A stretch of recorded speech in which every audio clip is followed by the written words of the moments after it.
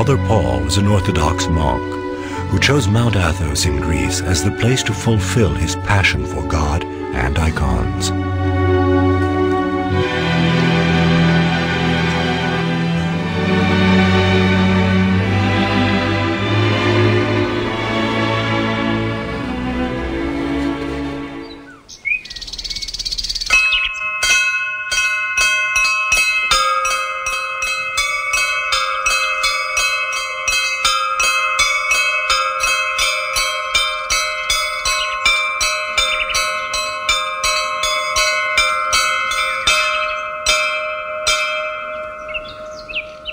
Athos, 40 kilometers long and 12 kilometers wide. This unusual peninsula juts out into the Aegean Sea facing Turkey. Athos is a protectorate dating from the 9th century. An era when Byzantine princes gave up their fortunes so that the Orthodox doctrine would not succumb to the spread of Islam.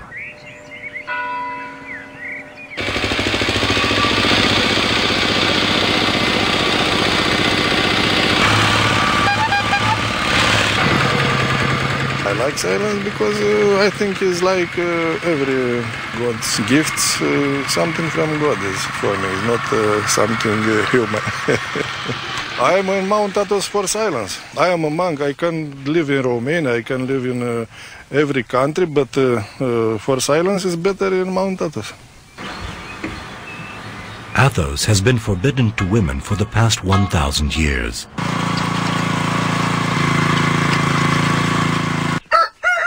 Today it is inhabited by 1,800 monks. Through their spirituality, the monks strive to be completely autonomous to such a degree that they refer to the world outside Athos as the cosmos. The monks submit to a demanding discipline of chastity, no material possessions, and obedience for total devotion to God. To benefit the community, each monk is assigned a task by a superior. The production of incense, as seen here, is in addition to other activities that are frequently interrupted by the incessant prayers. Even time must comply to the order of Athos. Respecting a Byzantine tradition, the monks do not follow the conventions of clocks and calendars. For them, it is always midnight when the sun sets.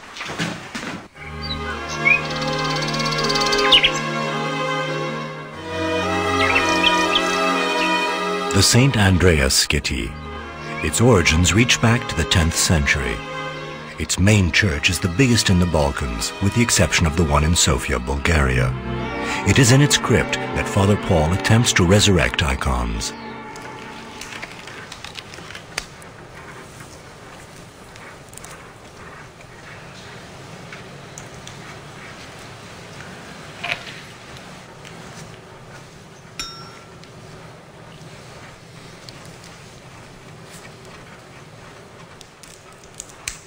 On the one side, we are a family of industrialists, and on the other side, a family of artists. My grandfather was a painter. We were a traditional family. What struck me since my childhood was not so much an artistic spirit, but more of a do-it-yourself spirit. I loved antiques. I would go to the flea market. I loved to look for things that I could buy for next to nothing, and then repair them. I loved to work with my hands. I liked the bohemian lifestyle, and with the convictions that I had at the time, a monastic life meant I could combine the two, a desire for an alternative life, and at the same time, a deep religious calling.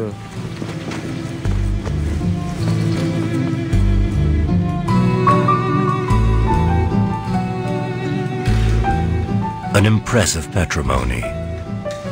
With the dawn of the 16th century came the end of artwork produced on wood in the Western Hemisphere, except in Greece, where the tradition continued.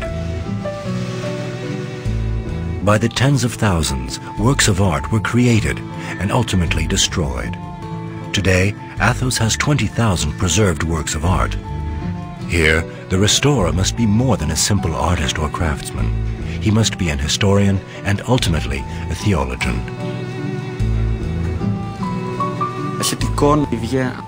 This icon comes from the monastery at Yveron, which is one of the most important in Athos.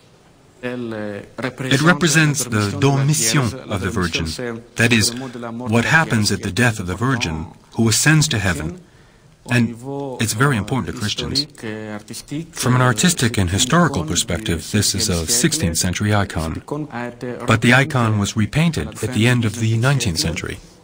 It therefore evokes a different message than that which was originally intended for the faithful. We are trying to restore it to its original state.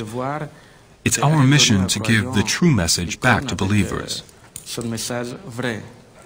There are a lot of icons which are described as miraculous, that create miracles, but personally I believe that every icon is a miraculous object, because every icon evokes prayer. The miracle is the approach of the divine towards us. Therefore, icons are objects which facilitate communication with the divine. So that the icons may communicate the history of centuries past, a small fraternity has grown up around them. Father Paul is the igumene, the Father Superior of the Skiti. He guides the renaissance of the sacred objects. This is achieved by consolidating the wood, encrusting the resin, adhering the paint, and touching up the paintings. The different stages require surgical attention and precision. The Greek restoration workshops are revered throughout the world. Students who come here have the privilege of working on the sacred heritage of the Orthodox religion.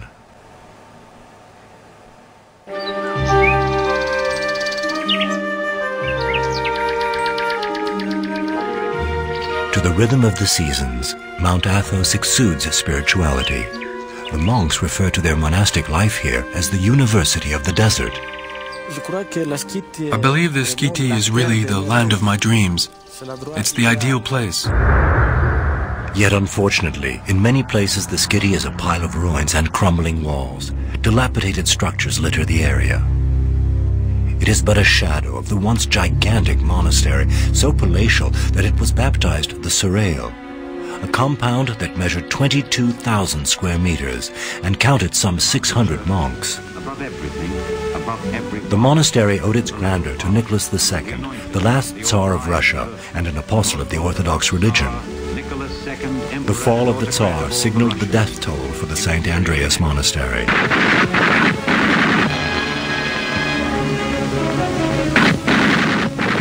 The revolution of 1917 opened the door to Bolshevism.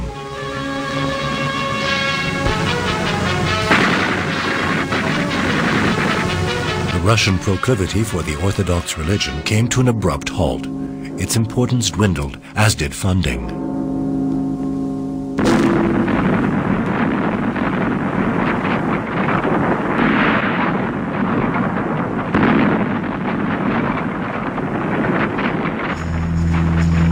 "3,000 kilometers away, Mount Athos was forgotten.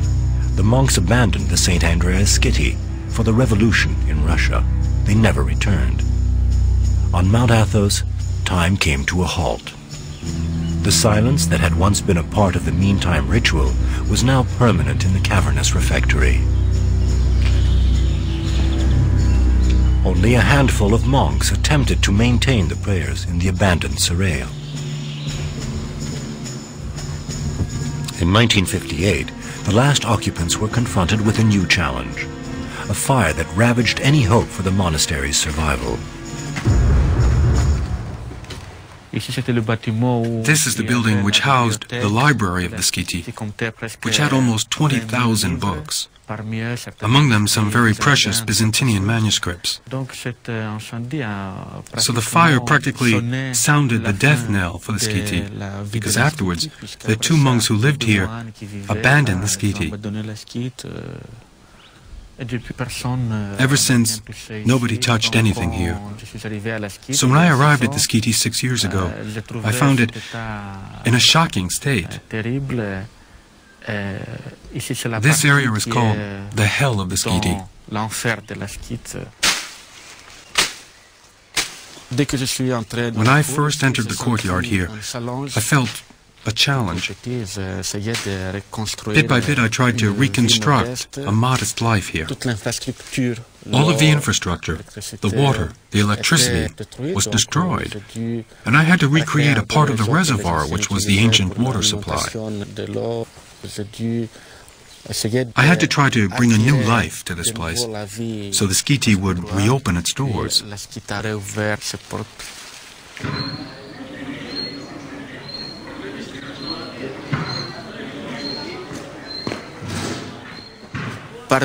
Among the visitors, I found helpers and collaborators, people who came with a spirit of solidarity and who put their skills, small or large, to use.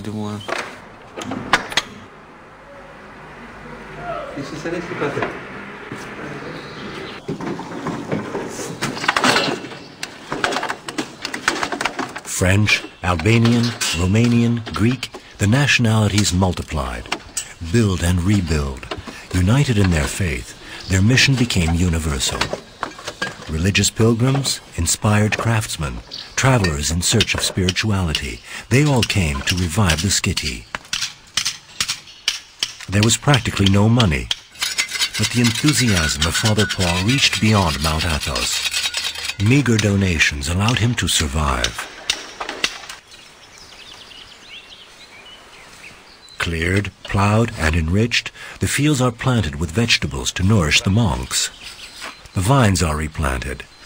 Nowadays, some of the grapes are harvested. And yet, it is a far cry from the bountiful vineyard that was once renowned among the monasteries. The fine wine that was once produced here enjoyed a widespread reputation.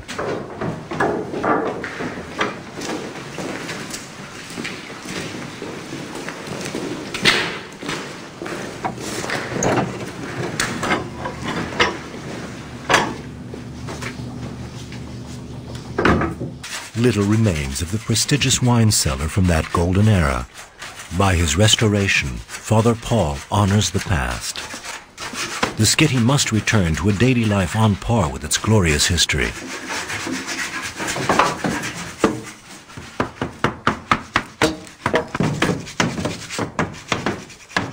The custodian of this historic and solitary treasure, Father Paul was ultimately joined by his own father and his brother.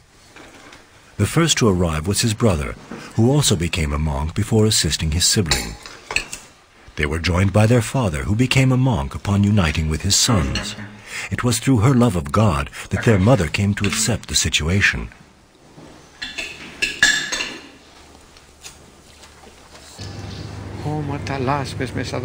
The father became Father Andreas.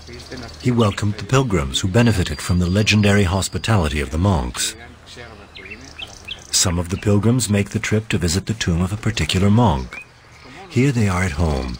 Their room and board is a gift of the monastery. But the length of the visitor's stay on Mount Athos is determined by the religious authorities.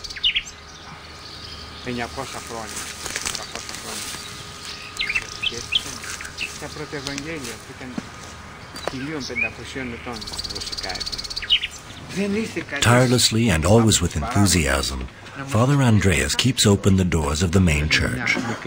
Unlike the 12 other churches in the skiti, the main church miraculously escaped damage during the violent past. It quietly suffers the ravages of time.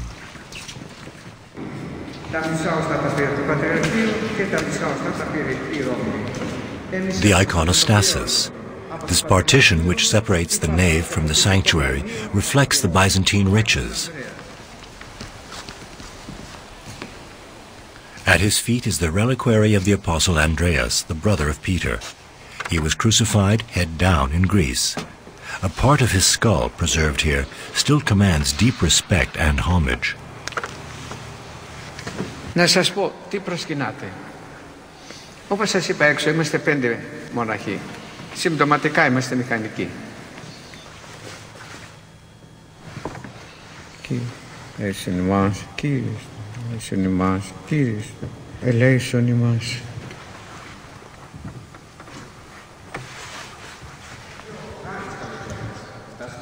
Further along is one of the numerous representations of the Virgin.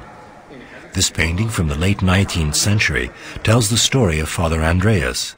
It is so perfect that it captivates those who observe it, a sort of Mona Lisa of Mount Athos.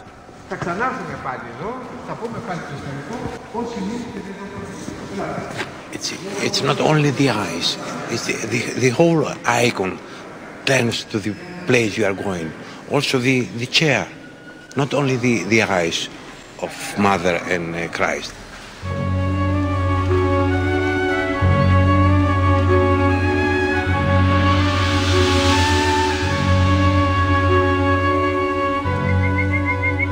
The history of this peninsula, accessible only by sea, remains a mystery.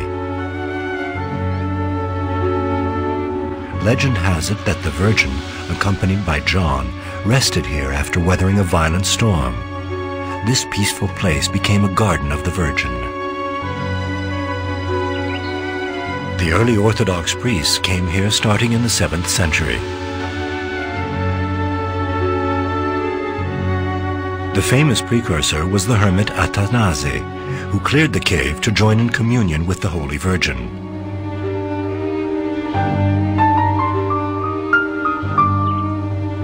Later, he established the foundations of the first monastery on Mount Athos. It was called the Grand Lavra. It is the year 963, a time when Mount Athos would assume enormous importance. This veritable Orthodox state within Greece is accessible only with a visa. Its government is seated at the capital city of Karies. It consists of 20 elected members who congregate twice a year to manage the spiritual community. 20 members represent the 20 monasteries of Athos. Each monastery remains autonomous. Regardless of whether it is Russian, Bulgarian, Greek, or Serbian, the monastery constitutes a territory upon which sit secondary monasteries called skyties. There are also farms called kelias, and temples of total isolation called hermitages.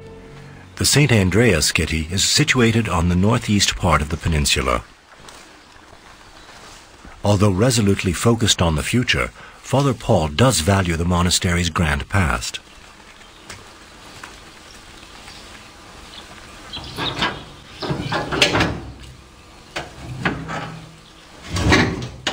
It was an era when the monks balanced spirituality with modernism. For example, they were among the first to believe in the virtues of photography.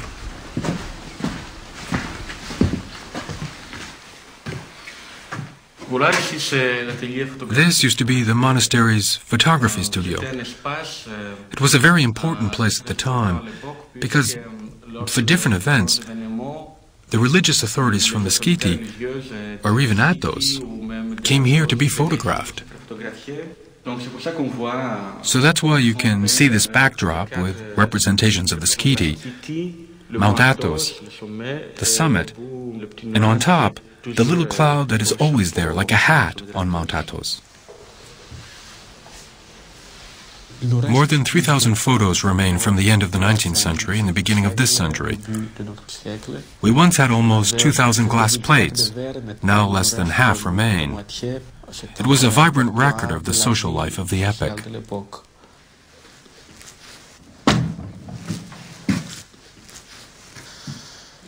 Here is the workroom, or the darkroom.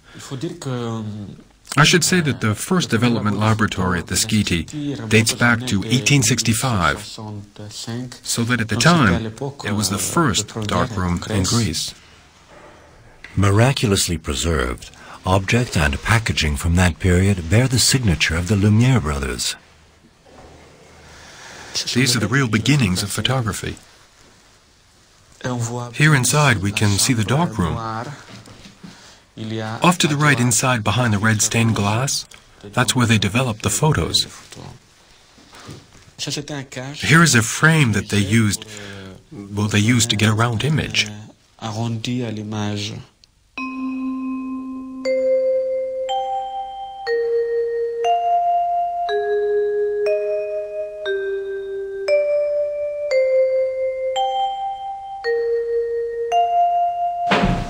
During his pilgrimage to Athos, a young Frenchman named Stéphane volunteered to take over the photo archives. We have between 300 and 400 photos here at the Skitty. I digitalize them, scan them, and then put them onto a CD-ROM. That allows us first to file them and then have quick access, because the less we touch the glass plates, the better. I'm going to show you some now. This one, for example, has a charming detail. Here you can see that he's holding a photo in his hand. When it's enlarged, just to the side, it is he, only younger, before he became a priest during his military service in Russia. I'm going to show you a photo of a dead body, a priest. It's quite moving already. Then one can see when it's scanned and enlarged, certain areas have been touched up. White hairs added to the beard, the mustache, and the head. I think those are the kind of things you can't find with the naked eye. A historian is going to come to the Skitty. He's going to be able to give us some guidance to direct us a little bit.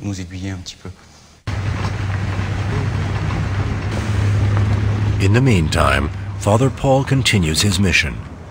Restore the multitude of icons found in this open-air museum of Mount Athos.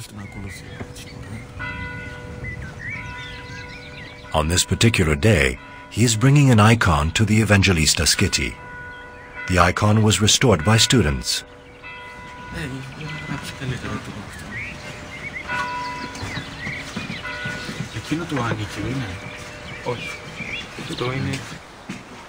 Here, as in other monasteries, the tradition of sacred art from the Byzantine period is perpetuated.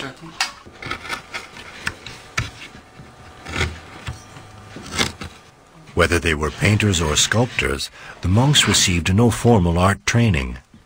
It was through experience and the learned advice of their elders that the monks were able to produce the art of their ancestors.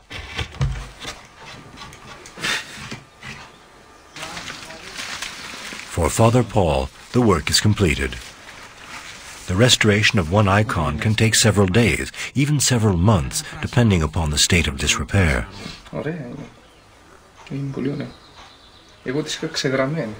The restorer must always invest much time and energy to his work, for which he is rarely financially compensated. For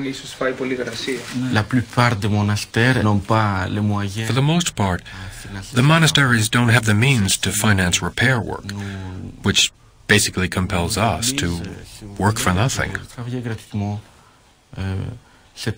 Which is to say, we do what is necessary to save the icons, and in exchange, the monasteries occasionally give us produce, sometimes wine or fruit.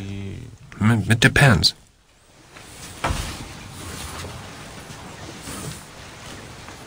To fully appreciate his visit, Father Paul lingers in one of the oldest chapels on Mount Athos. Here, the oldest and the most recent icons cohabit in harmony. Do you see this iconostase? It's one of the oldest preserved on Mount Athos. The icons, which are framed, date from the end of the 16th century. The lower part is made of contemporary icons which were painted here on Mount Athos by the iconographers, by the monks. Now this iconostase is restored. These objects, the iconostases, these icons are living objects, which, with use, attain a spiritual function. The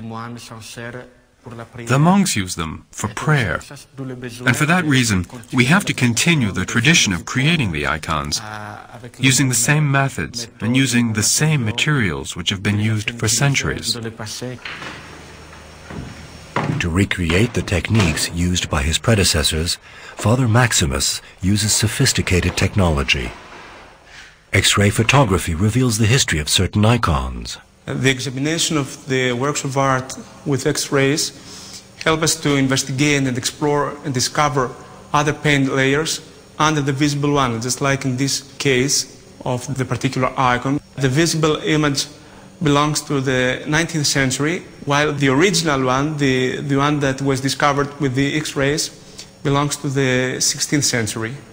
In the visible image, we see the eyes of the Virgin Mary and the head of the Christ, while in the radiogram, the eyes are recorded of the Virgin Mary in this area and the head also.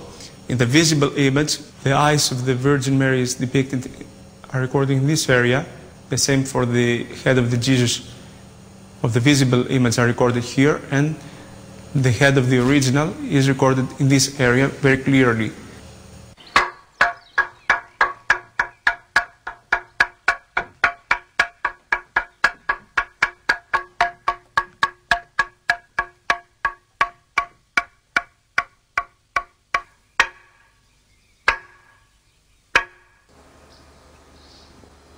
Along with his brother Paul, Father Maximus has taken on another task, to bring the archives back to life.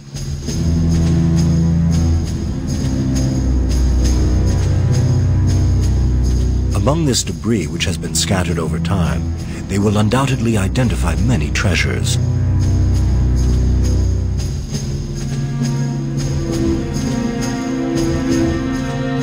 What we first did is to save them because they are on the floors of the various departments of the skitty. And what we first did is to save them from the water, from the humidity. And then we'll, little by little, we'll start in the investigation, reading, and put them in better order. Father Maximus preferred to put his elite engineering education to use in the skitty, rather than by taking over his family's business. Like the other monks of Athos, he has given up all material possessions to devote himself entirely to God. This sacrifice does not exclude, however, an active life in the monastic community. Deciphering the archives figures among the monastery's principal activities. We have more than 500 envelopes of this size, and we have put them in order according to the year of the documents that were written. Many of them are letters. The letter is written for the igumen of the skitty, the abbot, Archimandrite Theodoratos. All this paper, together with all the documents here in this library, describe the daily life of the old monks, so we can understand their life, how their services, their program, and their relations with the other monasteries. We can try to understand all the story of the skitty.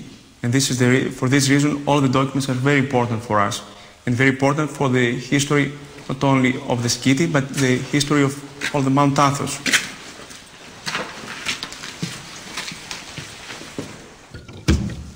In the neighboring building, a hospital and a pharmacy built a century ago await restoration. Here we're in the pharmacy, in the famous pharmacy of the skitty of St. Andreas, which was at the time the center of all medical and all pharmaceutical science on Mount Athos.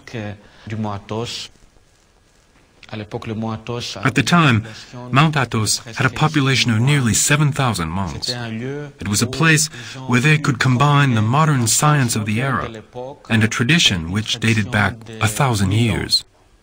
At that time, Mount Athos was a world unto itself, independent of the world beyond its shores. Medicine came essentially from plant extracts. The peninsula's lush vegetation consisted of 1,000 different species, of which some were endemic. And you see, with traditional medicine, they used all sorts of plants. The monks themselves prepared the different medicines in the bottles, and they also made capsules. So we can see that there was a complete production of medicines and different preparations. Here are the dozens of drawers where the plants were organized and stored. The instant that I entered this place, I was so stunned that I took a pencil and I came over here against the wall and I wrote the date, 1990, when for the first time I saw this place. And that's the date when I decided on the project to save this place. But I'm disappointed to tell you that now we're almost at the year 2000 and we've done next to nothing. You see, it's very important to study all of this, to record all that is left, in order to restore a bit of the science of the time.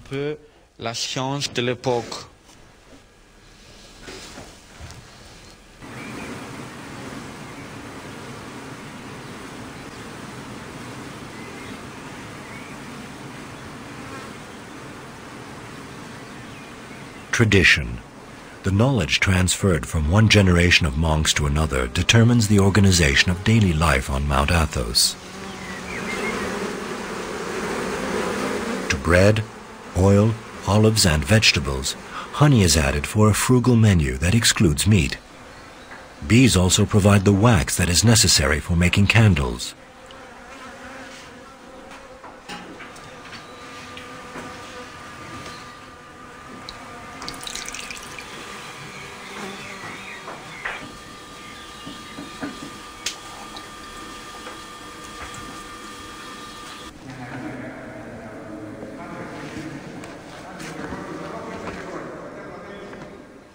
The monks here on Mount Athos try to spend 8 hours a day in prayer. Here we say, Lord Jesus Christ, have mercy on me, or Holy Mother of God, save us. So when the faithful have a rosary, they say their beads. This is an activity that allows for the concentration necessary for the work of a monk. All the monks have this kind of rosary. It's a tradition that comes from the 3rd century. The human spirit can find it difficult to stay in prayer constantly. So this object, the beads, is a sacred gift of God to help us achieve constant prayer.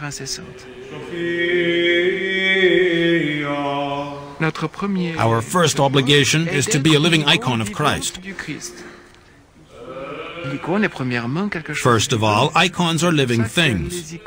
That is why the graphically presented icons have miraculous powers, because the saint, Christ, or the Virgin Mary are truly present.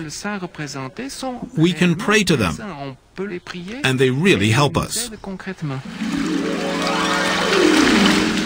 Legend has it that the first icons found on Mount Athos washed ashore after having been thrown into the sea by their owners, hoping to save them from capture by the infidels.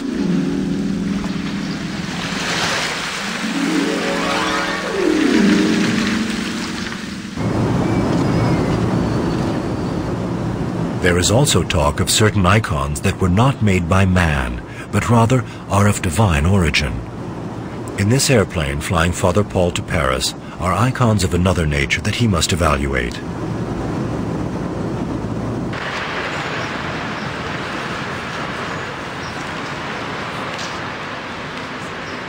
Accompanied by the photographer Carlos Frère, he will visit the Petit Palais. At this museum, he hopes to discover a superb treasure in the form of an exceptional icon collection donated to the city of Paris by a wealthy collector.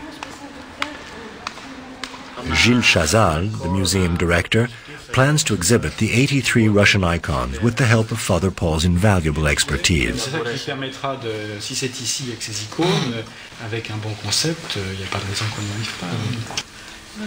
In preparation for this remarkable presentation, the curator, Marie-Christine Boucher, offers a behind-the-scene look at the treasures of the Petit Palais. Among the most prestigious works of art, which are located in a specifically prepared room, are the icons. This is sublime. This is a true icon. It's the Virgin traditionally called Relicophilus, she who kisses Christ. Oui. It is a very, very beautiful painting. That is the art of the 17th century from Corfu. In the composition, there are elements introduced by Western art of the time. One can see certain parts which are in the Byzantine style, and others which follow a Western style. But you do things that I wouldn't dare do, that I certainly wouldn't let anyone else do. You can touch the icons. It's the privilege of the artist and the restorer. Me, I believe the icons are made to evoke devotion, the love of humanity. So we touch icons, we kiss them. That gives them life. That's true, but as a museum curator, I have a body of work to preserve, such as it is. Even I don't dare to touch them. You have to dare.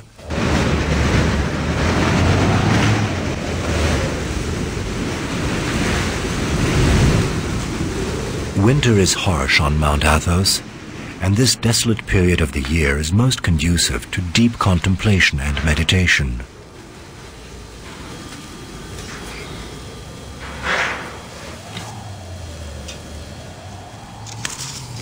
There are times when I feel very tired, totally abandoned by humans, and also by God. But that only serves to encourage the inquiry.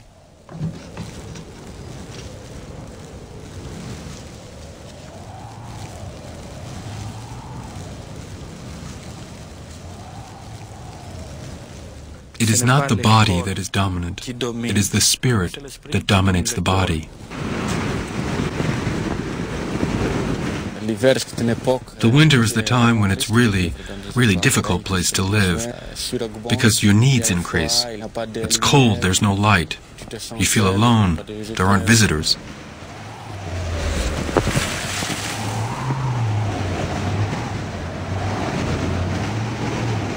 Near the cemetery is a sort of chapel which holds the bones of the deceased. It is the ossuary, a place for communion with the souls of the departed.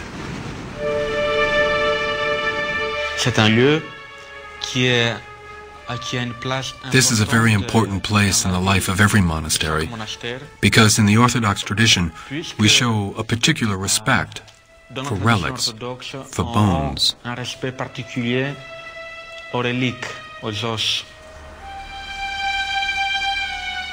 3 years after burial, bodies are exhumed and the bones are brought here. The skulls and skeletons are purified before being placed in the ossuary. Only the skulls are arranged chronologically. Death does not eliminate the person, so we keep our respect for all the qualities that a person had in their life. We attribute sanctity to all these skulls and bones because, though God will finally judge, for us, they're still human beings, those who did what they had to do. So we have to render the necessary respect. Each skull is identified and marked with the name of the monk in Chinese ink. The inscription also includes the monk's ministry and the date that he entered the monastery, otherwise known as his spiritual birth. All this is to ensure that he is not forgotten. In this cupboard are kept all the skulls of the igoumen, or the holy men of the skiti. There are 9 skulls here. That's a short period of life in the skiti. One can see that in this cupboard they have put a blue glaze on 2 sides, which symbolizes eternity. These holy men did well and lived as they must. Now they are close to the throne of God.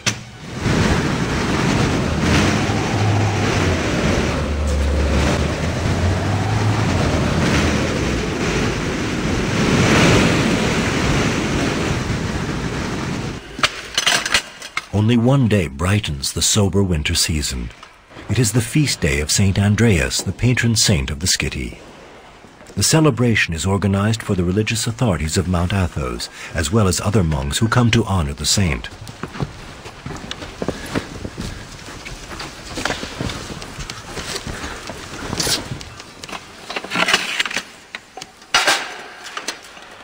For this occasion, the church, which was built in 1900, must display all its splendor.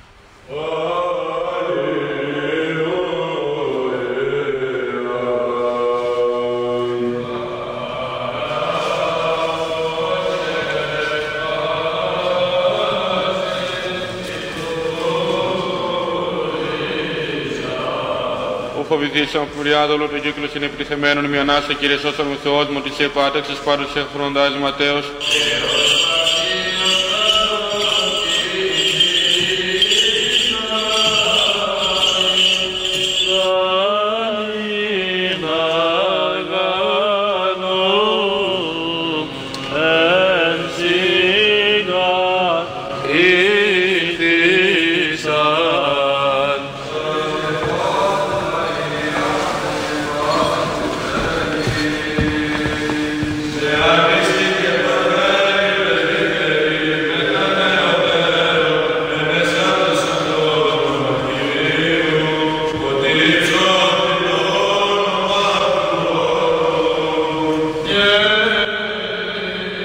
Prayers and chants begin at noon and last for 12 full hours.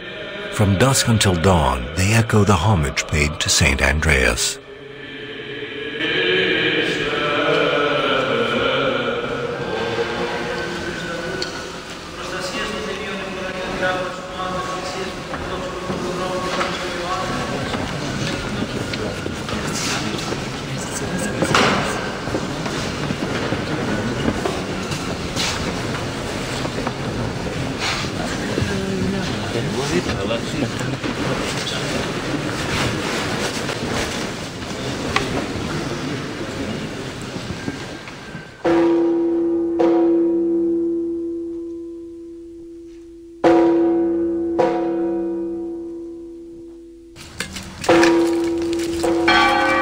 A meal is then prepared. Some monks from the area cook the meal using a fish base.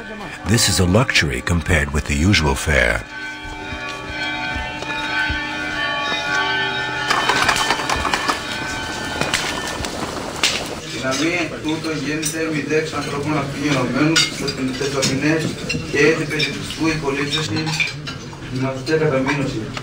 The monks eat in silence while sacred texts are read.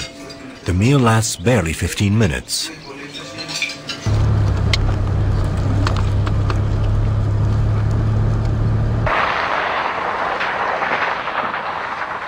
Father Paul responds to yet another request for help regarding the icons.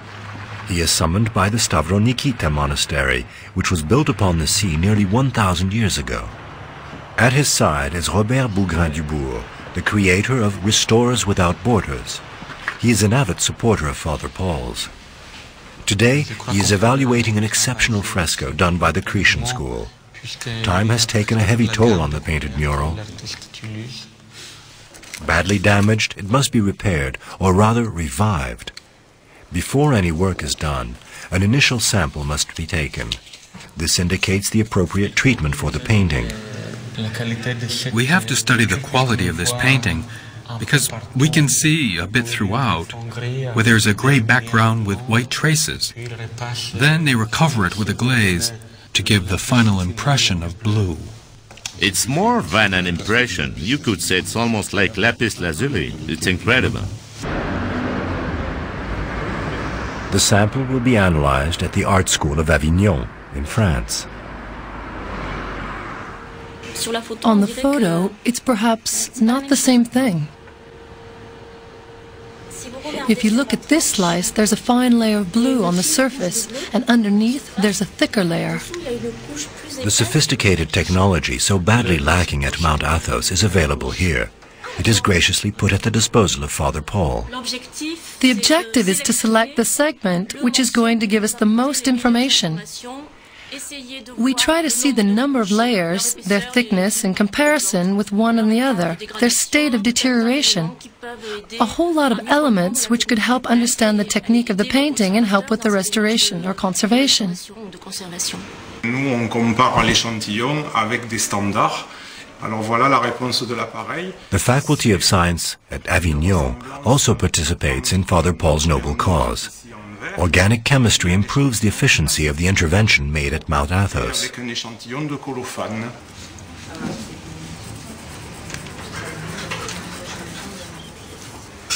The art school of Avignon is unique in its field. In addition to specializing in painting, the school is the only one to train students who will work outside of Europe. Well, I'm lifting all the alterations off of a painting. It's a painting from 17th century Cambodia. We lift off all the alterations. Well, that's very interesting. Here, Father Paul has a stable of future technicians capable of restoring the icons. Each year, only 6 of them will obtain a degree that permits them to work in the field of restoration. During their 5 years of study, they will travel to Egypt, Thailand, Eastern Europe, and other destinations. Because women are forbidden entry to Mount Athos, Father Paul has no female students. He tends to direct them towards study in Turkey. We're going to restructure it and then give it a coat of varnish so we can start the retouching. It's really lovely, this painting. Where does it come from? It comes from a church in Berlin. You say that the knowledge is in the process of being lost because of the need for efficiency.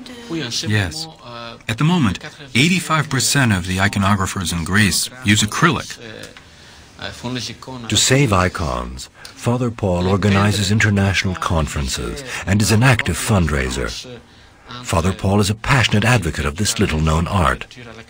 As Providence would have it, Father Paul's message is finally being heard beyond Mount Athos.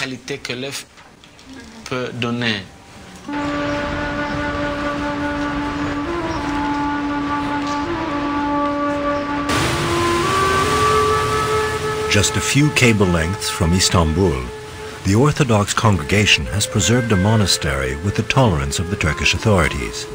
It is here that teachers and students participate in restoration workshops.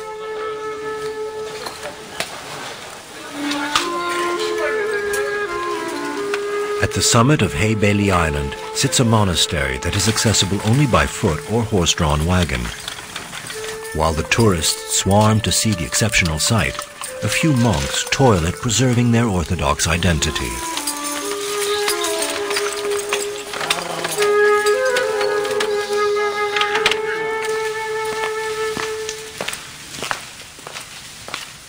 Father Paul has set up his workshop in the principal church at the heart of the monastery. He began with the restoration of icons dating from the end of the 17th century. Hence, the students had the immense privilege of working with icons that they would never have been able to touch otherwise.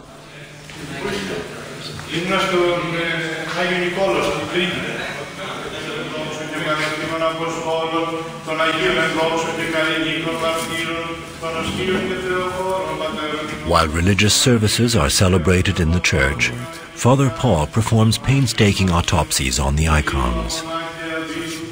We can remark the presence of this protective coat that the painter intentionally applied on the top of the new-made paint film in order to protect it till the icon is completely dry, and it needed rather 1 year. So during that time they used to put a protective coat from oils or egg glares, and when restored it is practically insoluble in any organic solvent.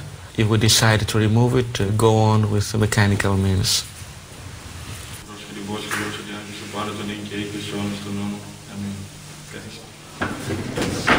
A last supper is shared with the students. It provides an opportunity to remind them that they have chosen an exceptional trade. I hope that next year we will be able to do something with the same love and the same attachment to that aim, which is a holy aim, generally speaking, because it is for the good of all humanity and to save the planet patrimony.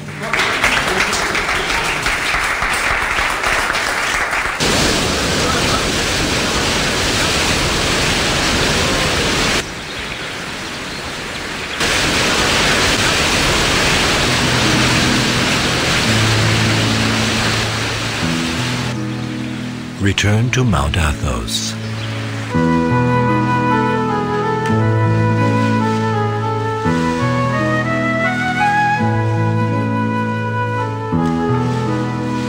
In a crypt that has been transformed into a workshop, Father Paul rejoins his faithful collaborators, whom he says have been sent him by God.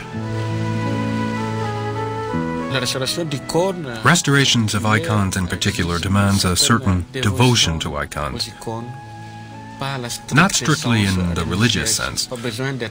There is no need to be a monk or practicing Orthodox Christian, but your soul must be open to the divine, to the invisible world. When you want to achieve a real creation, a perfection, you must have patience, and that patience is the result of the love that you have for the object.